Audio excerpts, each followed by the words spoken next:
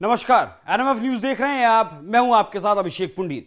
मेरे पीछे जो आप तस्वीर देख रहे हैं, यह तस्वीर है ज्ञानवापी की, जिसे मुस्लिम समुदाय ज्ञानवापी मस्जिद कहता है, लेकिन यूपी के सीएम योगी आदित्यनाथ कहते हैं कि ज्ञानवापी को अगर मस्जिद कहा तो विवाद होगा। इसी ज्ञानवापी को लेकर आज एक बहुत बड़ा खुलासा हुआ है। खुलासा यह हुआ है कि एएसआई का जो सर्वे हुआ था, जो 91 दिन तक एएसआई का सर्वे ज्ञानवापी में चला, जिसकी रिपोर्ट जो है हैदराबाद की टीम ने अमेरिका की टीम के साथ मिलकर बनाई है और तमाम जो मॉडर्न तकनीक है उनसे इस रिपोर्ट को बनाया गया है। और इस रिपोर्ट में साफ तौर पर यह कहा गया है कि मंदिर को 17वीं शताब्दी में तोड़कर उस जो है मंदिर को तोड़ा गया और फिर उस मंदिर को तोड़कर यहां मस्जिद बना दी गई। इस रिपोर्ट में साफ तौर पर यह लिखा है कि मस्जिद के नीचे, जो आज मस्जिद के गुंबद खड़े हैं, उसके नीचे 32 शिलालेख ऐसे मिले हैं जो ये बताते हैं कि पुराने वक्त में जब मंदिर तोड़ा गया होगा, यहां एक बहुत भव्य मंदिर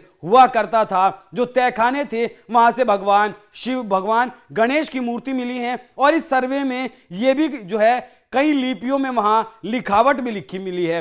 तो यहां तरकीब यह लगाई गई कि जो लिखावट थी उसे प्लास्टर से ढक दिया गया, लेकिन जब वक्त गुजरा तो प्लास्टर उतरा और वो लिपि बाहर आई। कई लिपियों में वहां भगवान शिव के नाम लिखे हुए हैं। भगवान शिव के 3 नाम लिखे गए हैं, जनार्दन, रुद्र और ओमेश्वर। ये नाम जो है भगवान शिव के लिखे गए हैं। तो ये बहुत बड़ी खबर है। अयोध्या में प्राण प्रतिष्ठा हो चुकी है और काशी का जो सर्वे सामने आया है उसमें यह पता चलता है, उस रिपोर्ट में पता चलता है कि मंदिर को तोड़कर ही मस्जिद बनाई गई है। तो आज हम बात करेंगे ओवैसी साहब की, जिनके दिल से अभी दर्द नहीं निकला है अयोध्या का, और जैसे ही प्राण प्रतिष्ठा हुई उनके दिल का जो 2019 वाला जो दर्द था वो एक बार फिर बाहर आ गया। ओवैसी साहब ने ट्वीट करते हुए बताया है कि उनके भीतर कितना दर्द भरा हुआ है। ओवैसी साहब ने जो है अंग्रेजी में अपना ट्वीट किया और उन्होंने लिखा कि यह पेशेवर पुरातत्वविदी का माफी चाहूंगा, ये पेशेवर पुरातत्वविदों या इतिहासकारों के किसी भी समूह के सामने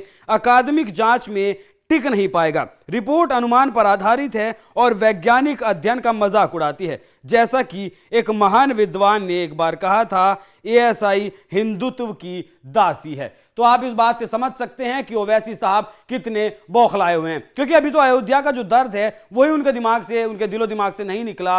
वो बाबरी जिंदा है, बाबरी हम लेकर रहेंगे, और मस्जिद शहीद नहीं होने देंगे, इस तरीके के आपको जो है उनके तमाम तरीके के बयान देखने को मिल जाएंगे। और अब जो है कह सकते हैं कि जख्म पर नमक रगड़ दिया गया एएसआई के द्वारा। लेकिन जिस तरीके से एएसआई को उन्होंने दासी बता दिया है, एएसआई हिंदुत्व की दासी है, तो ऐसा नहीं है। यह सिर्फ एक बौखलाहट का नतीजा है, जो बौखलाहट उनके भीतर है। क्योंकि अयोध्या का जब सर्वे हुआ था उसमें भी हिंदू मंदिरों के प्रतीक चिन्ह मिले थे, लेकिन वो चीज किसी को नहीं बताई गई, ना सुनाई गई। लेकिन जब अभी पिछले दिनों के मोहम्मद, जो उस एएसआई सर्वे के का एक हिस्सा थे, जनरल डायरेक्टर थे, उन्होंने जब बताया सामने आकर कि जब 1990 के दौरान, 90 के दशक में अयोध्या का सर्वे किया गया, उस सर्वे में कई हिंदू मंदिर के प्रतीक मिले थे, चिन्ह मिले थे। और अब एएसआई का जो सर्वे काशी पर आया है उसमें भी यही बताया गया है कि 32 शिलालेख मिले हैं,